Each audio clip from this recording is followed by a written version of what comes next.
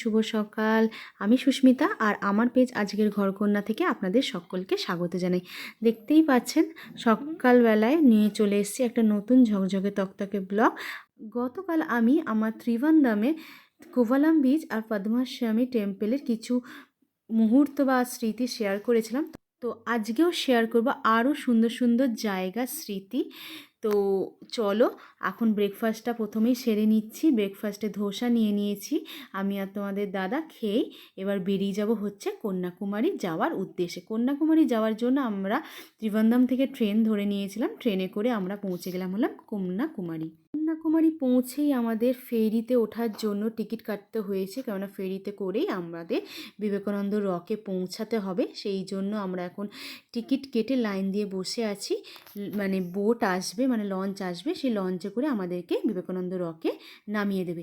তো আস্তে আস্তে এবার আমরা মানে এগিয়ে যাচ্ছি হচ্ছে বোটটা বা লঞ্চটা ধরবো বলে। ওই যে দূরে দেখা যাচ্ছে তিরুভালভার স্ট্যাচু, চারদিকে হচ্ছে সমুদ্র, আর তার মাঝখানে দিয়েই আমরা এগিয়ে যাব হচ্ছে বিবেকানন্দ রকে। আর এই কন্যাকুমারীতে এসে আমার যে গানটার কথা প্রথমেই মনে পড়ে গেল, আশা করি তোমরাও বুঝতে পারছো। হ্যাঁ, চেন্নাই এক্সপ্রেসের কাশ্মীর তো মে কন্যাকুমারী। ভারতের উত্তরে যেমন কাশ্মীর দিয়ে শুরু, তেমনি দক্ষিণের ভূখণ্ডে কন্যাকুমারী দিয়ে শেষ। আর আমি সেই কন্যাকুমারীতে দাঁড়িয়ে আছি, সেটা ভেবেই আমার একটা আলাদাই অনুভূতি জাগছিল। যাই হোক, তো আমরা লঞ্চে উঠে পড়লাম। লঞ্চে উঠে এবার আমরা ওই বিবেকানন্দ রকের দিকে যাচ্ছি। লঞ্চে করে যেতে মিনিট 4 কি মিনিট 5 মতো লাগে, বেশি সময় একদমই লাগে না। লঞ্চ ভর্তি হলেই ওরা লঞ্চকে মানে ছেড়ে দেয়।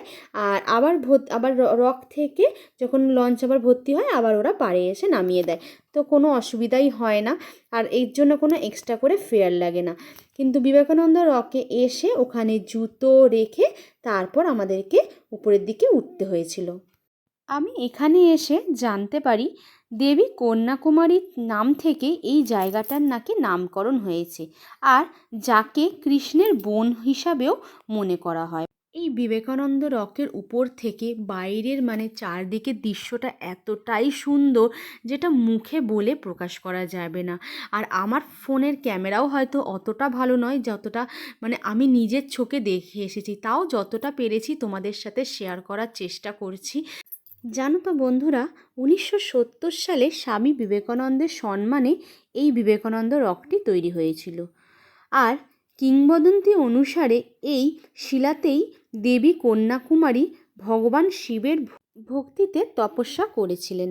কথিত আছে স্বামী বিবেকানন্দ তামিলনাড়ুর কন্যাকুমারী সমুদ্র উপকূলে সাঁতার কেটে মাঝ সমুদ্রে পৌঁছান এবং এখানে যে শিলাটি অবস্থিত সেই শিলাটির ওপর 3 দিন ও 3 রাত্রি ধরে ধ্যান করেছিলেন, যতক্ষণ না তিনি জ্ঞানলাভ বা সিদ্ধিলাভ করেছিলেন। সেই জন্য এখন ওই বিবেকানন্দ রকে একটি মেডিটেশন হলও তৈরি করা হয়েছে। আমার ওই পেছনে ওই পাথরের স্ট্যাচুটি দেখতে পাচ্ছ, ওটি তামিল কবি ও দার্শনিক ভালভারের স্মৃতির উদ্দেশ্যে বানানো হয়েছে।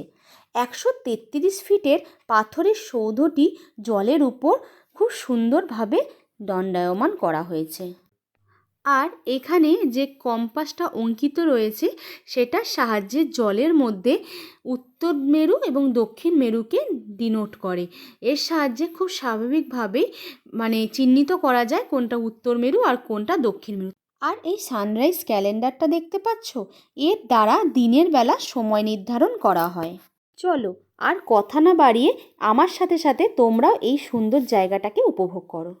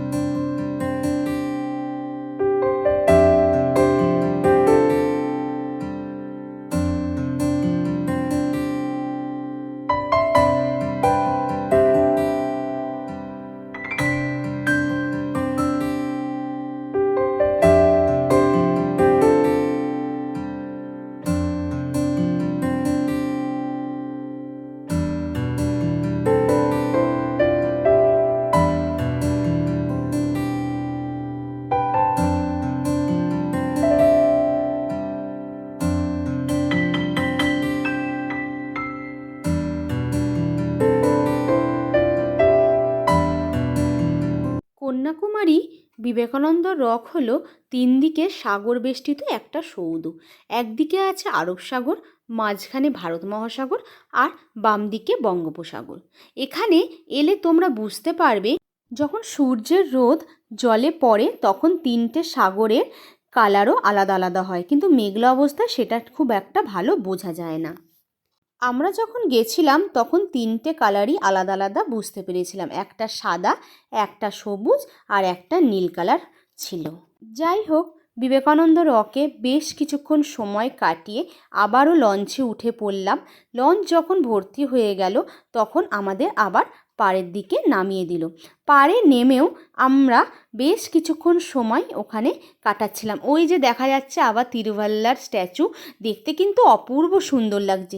আমার কিন্তু ছেড়ে আসতে একদম ভালো লাগছিল না, আর এত সুন্দর ফুরফুরে হাওয়া দিচ্ছিল, মন চাইছিলই না যে ঘরে ফিরতে। এখান থেকে সূর্যোদয় আর সূর্যাস্ত দেখতে অপূর্ব সুন্দর লাগে। আমরা সানসেটেরই অপেক্ষা করছিলাম। সানসেট দেখে আমরা আবার আমাদের তিরুভান্দামের দিকে ফিরে এলাম। আর কন্যাকুমারী গেলে সারাদিনের সময় কিন্তু হাতে নিয়ে যেতে হবে, কেননা সারাদিন সময় লেগে যাবে। যাই হোক, সেদিনকে কন্যাকুমারী থেকে এসে হোটেলেই রেস্ট নিলাম, দিয়ে আবারও পরের দিন সকালবেলা ব্রেকফাস্টটা সেরে নিলাম তাড়াতাড়ি করে, কেননা ব্রেকফাস্ট সেরে আবার আজকে আরেকটা জায়গায় যাব, যার নাম হলো আজিমালা টেম্পল। সমুদ্রের তীরে অবস্থিত বিশাল আকৃতির একটা শিবের মূর্তি, অপূর্ব সুন্দর। চলো তোমাদেরকে দেখাই। शिव शिव शंकरा नमः शिवाय,